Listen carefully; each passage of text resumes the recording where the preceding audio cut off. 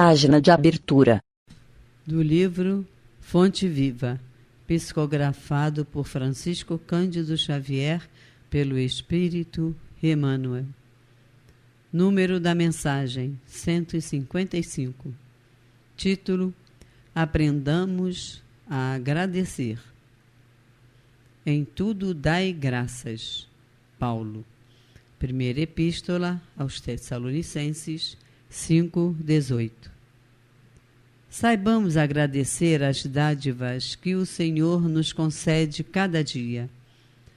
A largueza da vida, o ar abundante, a graça da locomoção, a faculdade do raciocínio, a fulguração da ideia, a alegria de ver, o prazer de ouvir, o tesouro da palavra, o privilégio do trabalho, o dom de aprender, a mesa que nos serve, o pão que nos alimenta, o pano que nos veste, as mãos desconhecidas que se entrelaçam no esforço de suprir-nos, a refeição e o agasalho, os benfeitores anônimos que nos transmitem a riqueza do conhecimento, a conversação do amigo, o aconchego do lar,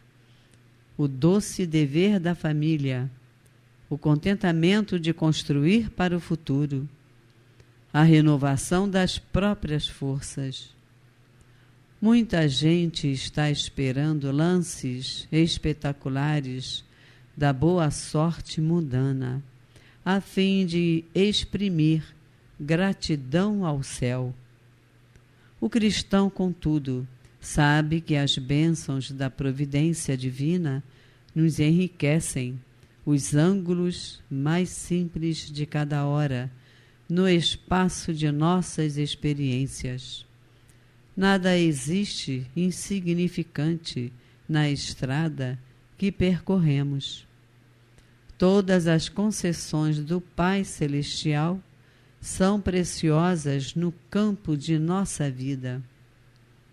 Utilizando, pois, o patrimônio que o Senhor nos empresta no serviço incessante ao bem, aprendamos a agradecer. Emmanuel. E agora, a palestra.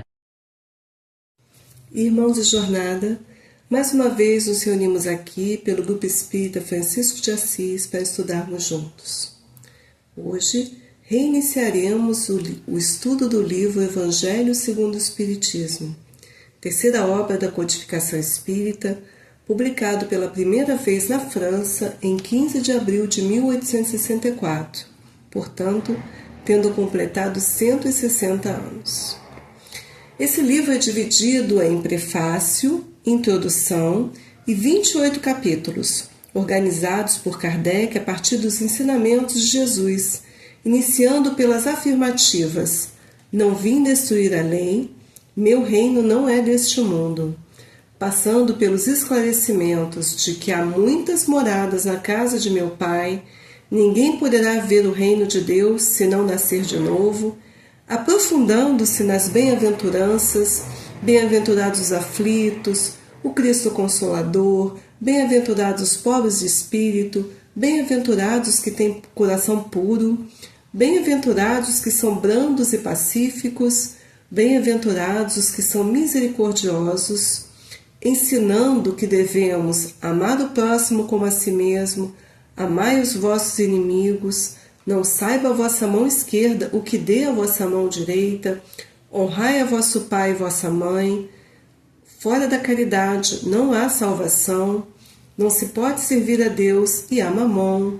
Sede perfeitos, muitos os chamados, poucos os escolhidos, a fé transporta montanhas, os trabalhadores da última hora, e advertindo que haverá falsos cristos e falsos profetas. Não separareis o que Deus juntou. Estranha moral. Não ponhais a cadeia debaixo do alqueire. Buscai e achareis. Dai gratuitamente o que gratuitamente recebeste. Pedi e obtereis. E finalizando com uma coletânea de preces espíritas. Esse livro é um tesouro nas nossas vidas, né?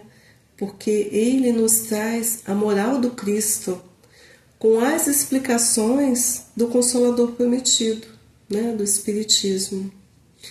Então, hoje a gente vai tratar bem do iniciozinho, a gente vai falar sobre a folha de rosto e o prefácio, né? A folha de rosto, a capa do livrinho, né? do livro do Evangelho, segundo o Espiritismo, tem esse título, vem o título Evangelho segundo o Espiritismo. Observem que Kardec ele não nominou a obra como Espiritismo segundo o Evangelho, né? E o que significa Evangelho? Significa que o Evangelho, também conhecido como Novo Testamento, que conta a vida de Jesus, a fim de preservar os seus ensinamentos, é a base do livro. E é segundo o Espiritismo porque, conforme o próprio codificador esclarece, trata-se da explicação das máximas morais do Cristo em concordância com o Espiritismo e suas aplicações às diversas circunstâncias da vida, ou seja, com explicações às quais a humanidade já se encontrava, né, desde a época de sua publicação, apta a entender.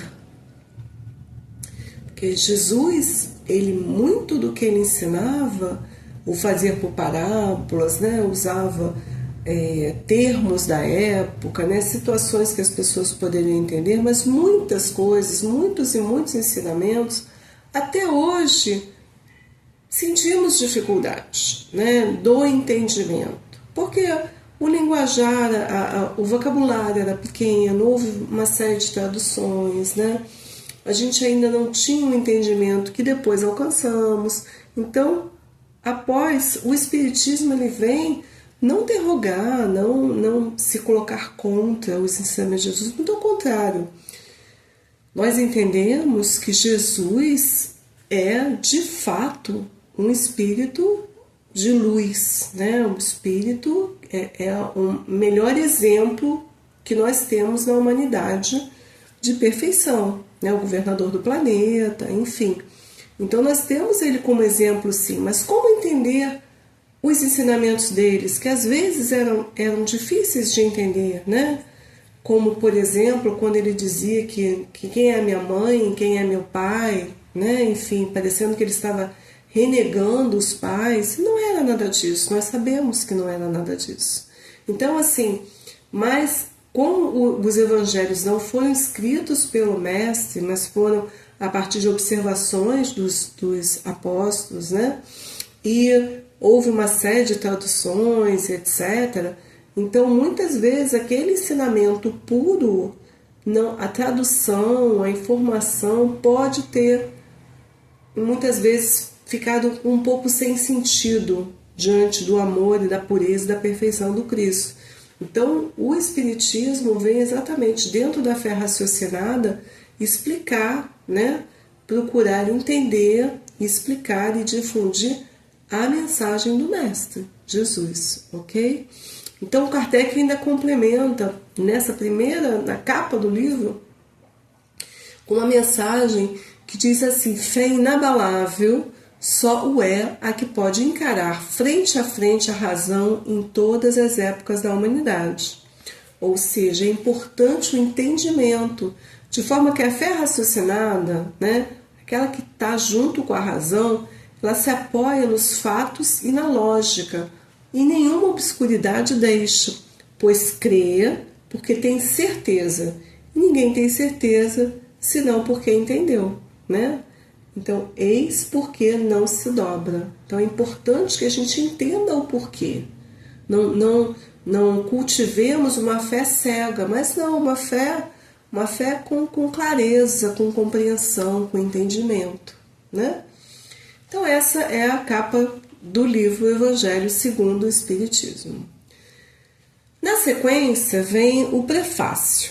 No prefácio, Kardec traz uma mensagem mediúnica do Espírito da Verdade, de verdade, como forma de instrução, que resume o verdadeiro caráter do Espiritismo, de revelação divina e científica, e a finalidade da obra, qual seja a divulgação de orientações seguras para colocar em prática a moral, pois vivendo-a, estaremos construindo um mundo interior de felicidade para nós e para toda a humanidade, né? Por extensão. Como é uma mensagem, eu vou ler na íntegra a mensagem para a gente, tá bom? Os Espíritos do Senhor, que são as virtudes dos céus, qual imenso exército que se movimenta ao receber as ordens do seu comando, espalham-se por toda a superfície da terra, e, semelhantes a estrelas cadentes, vêm iluminar os caminhos e abrir os olhos aos cegos. Eu vos digo em verdade que são chegados os tempos em que todas as coisas hão de ser restabelecidas no seu verdadeiro sentido, para dissipar as trevas, confundir os orgulhosos e glorificar os justos.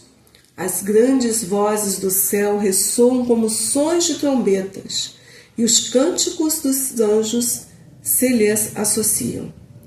Nós vos convidamos, a vós homens, para o divino concerto.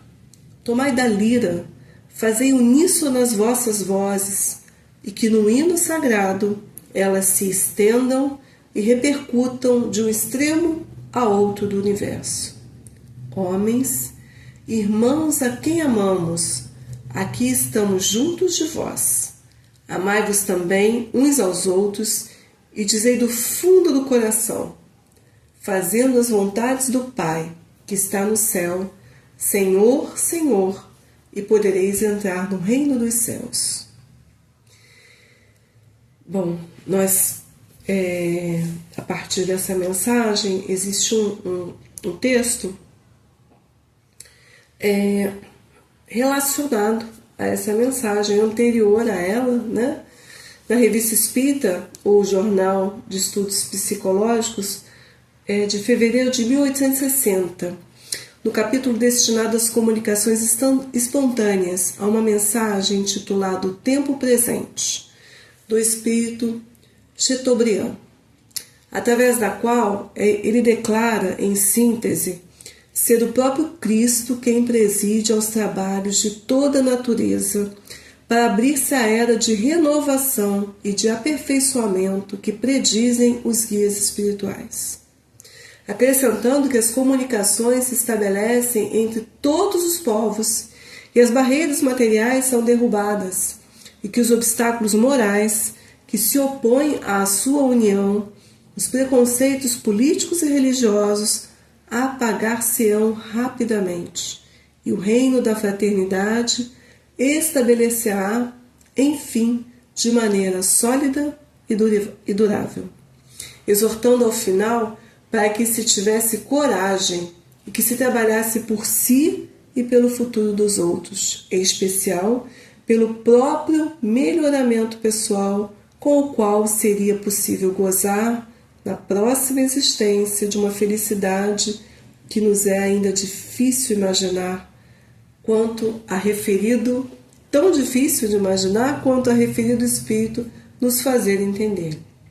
Ou seja, o Evangelho segundo o Espiritismo é um tesouro, como eu comentei no início do nosso estudo, que nos esclarece, nos consola, nos orienta e nos anima a buscarmos nos melhorar, a buscar a nossa reforma íntima, né? Nos conhecer, ver o que nós precisamos melhorar, nos observar, fazer aquela análise diária, conforme Santo Agostinho nos recomenda, né? Diariamente, ao final do dia, o que eu fiz de bom, o que eu podia ter feito de melhor, né? Enfim, e fortalecer o que eu fiz de mal, e fortalecer a nossa fé em Jesus, né? O Evangelho tem esse poder e nos seus ensinamentos, os ensinamentos de Jesus. Assim, nós vamos terminar mais um estudo, convidando a todos a continuarem participando desses encontros semanais, a fim de podermos juntos refletir, aprender compreender tantas lições de amor e fé, as quais nos fortalecerão nessa nossa reforma íntima para a prática do bem e o amor ao próximo. Não percam os próximos estudos, são muito importantes. Tá bem? Graças a Deus, até o próximo estudo.